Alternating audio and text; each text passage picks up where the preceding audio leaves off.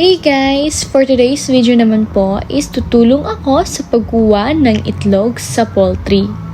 Ayan, palakad-lakad lang po ako. Then, dyan po ako sa dulo mag-start ng pagkuha ng itlog. First, kailangan meron kang timba. Then, paglalagyan mo ng itlog.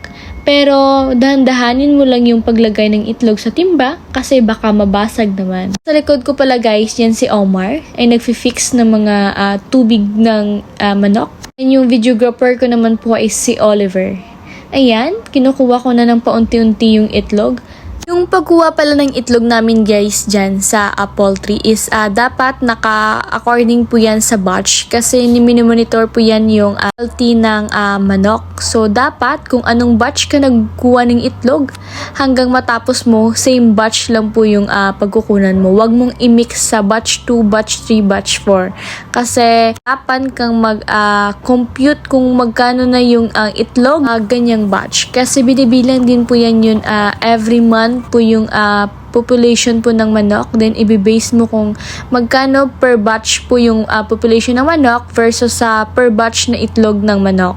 Ayan, si Omar na yung nag-continue and si Oliver. Ako naman po dyan yung videographer. Mas mabilis po, kaya sila na po yung nag-continue.